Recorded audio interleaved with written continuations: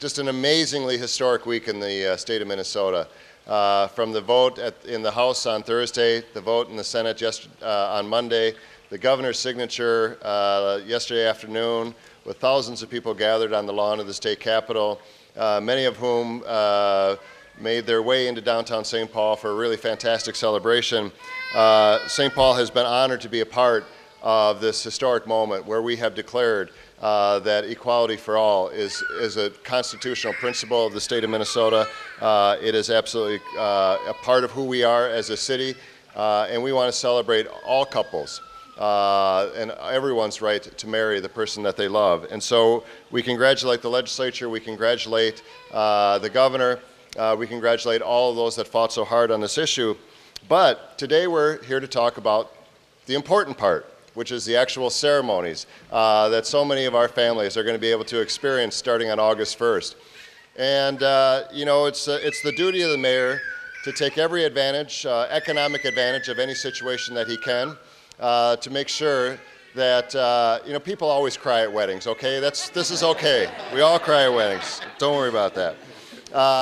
But the fact of the matter is we want to make sure that everyone that is planning a wedding starting at midnight on August 1st knows that there is no better place to have a wedding than in the city of St. Paul. We are, of course, the home of so many different wonderful venues, beautiful, beautiful scenes to get married. My wife and I were honored to be married 25 years ago at the University Women's Club on Summit Avenue.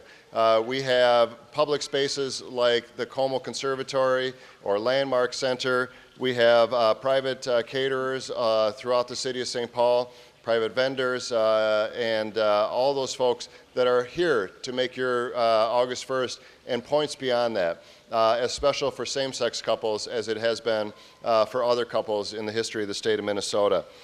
We have a great group of folks here that are part of this, that have been very helpful, and we're going to hear from some of them shortly. Mark Andrew from 360 Degree Photography. I don't know if it's 360 Photography.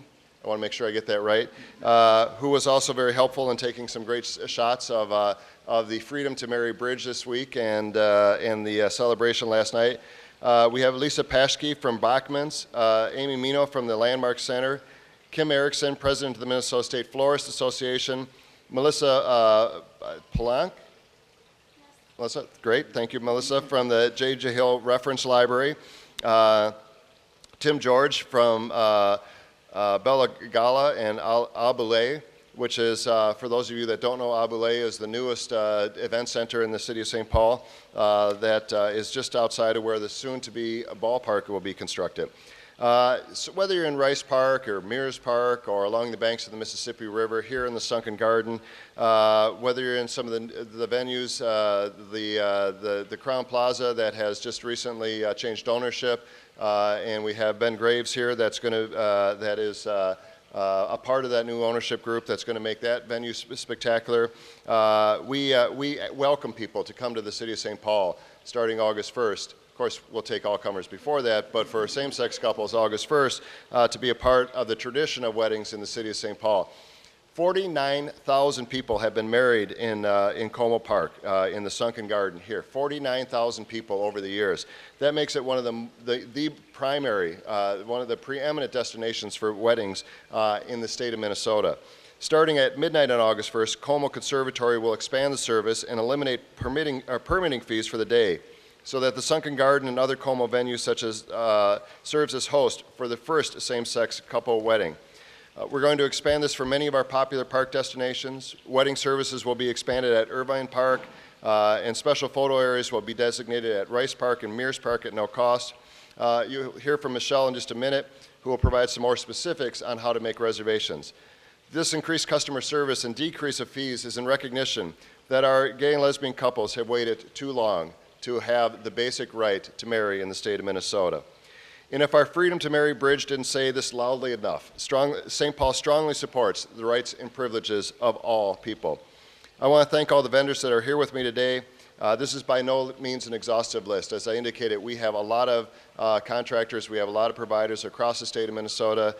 Summit Manor, another great venue. The McLaughlins would be more than happy to open up their home for your ceremonies, as well as other vendors along all across the city.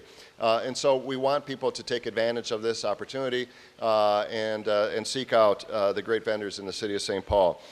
So thank you very much for being here. Our next speaker is Michelle Ferrer, the director of Como Zoo and Conservatory. Well, I want to first off welcome all of you to Como Park Zoo and Conservatory. We are standing in the Sunken Garden, which is our most popular wedding venue at Como. As the mayor said, over 49,000 people have been married here in the Sunken Garden over the last 98 years. But for over 100 years, we have done ceremonies for Minnesotans, and we're very proud to say that we are now open for business for all Minnesotans. So the city, Como Park Zoo and Conservatory, and the state are ready for your service. As the mayor just announced, the St. Paul Parks' most popular venues, like Como and Irvine, will be offering couples, both same-sex or straight, the opportunity to get married free of charge on August 1st. Reservations will begin starting tomorrow, and we will be posting some more information for this venue, the Sunken. During daytime hours, we'll be at the Exceeder right across the street at the Frog Pond, and then during daytime hours at 7:30 to 9:30 p.m. at Irvine Park. This will be available first come, first basis, and again, this information will be posted on our website immediately following this briefing. Weddings at Como is an important aspect to our business model. Being an attraction that does not charge admission, we rely on earned revenues from weddings, which represents 20% of our operating budget. We also are happy to have a lot of partners, and you can see there's many of us behind us here. I'm going to name a couple of them that are here. The D. Charles Photography, DM Photographers, James Ramsey Photography, Apple Blossom Flowers, Magnolia and Twig, Best Wishes Floral, Buttercream, Arts and Flowers and Design Studio, as well as when you came in this afternoon, you heard music from Brian and Cheryl Ann Barnes. And at the end of our event, you're going to hear from Polly Diedrich and Andrea Stern that both play the flute and the harpist. We also have representatives from Visit St. Paul and from Bachman's with us today.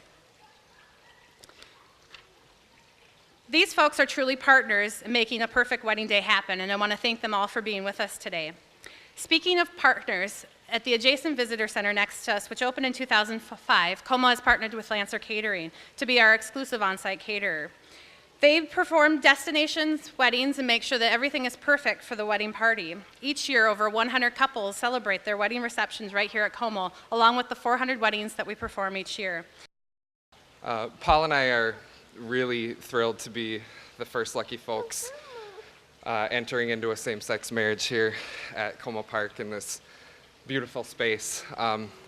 We couldn't be happier and more proud to be Minnesotans.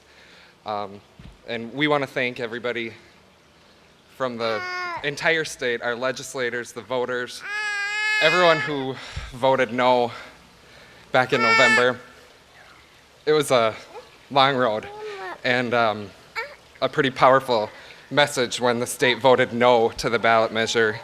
And it's a big part, I think, of why we're standing here today. And it's an emotional moment for us. And we couldn't be happier, right? And I would like to second that. Thank all the legislature, especially the 5 legislators that cross party lines to support our relationships. I'm very thankful to them and the governor, Mayor Coleman, Mayor Ryback, all our friends and family. We are just very blessed and very excited to move forward on August 1st. But at this point, again, we just want to reiterate, whether you are choosing to be here in the Sunken Garden, any of the parks in the city of St. Paul, any of the vendors, the folks that are here prepared, we know that August 1st is going to be another historic day in the state of Minnesota, and we in St. Paul are open, welcoming, and ready to celebrate all of our relationships, all of our marriages, and congratulate all of our new couples, and wish them all the many years of happiness that I've had to enjoy and had the opportunity to enjoy with my wife. And so congratulations, and with that, any questions, we'd be more than happy. Oh, here we go. These things have been thrown together very quickly. This was, I do St. Paul, I-D-O, full spelling stpaul.com. is St. Paul's official wedding services website. So if anybody wants any information on what is being offered starting on August 1st, any information about caterers or providers, photographers, florists, we're going to hopefully have all of those up on the site and make it as easy as possible for all of our couples to experience a very great wedding day starting August 1st. So with that, any questions?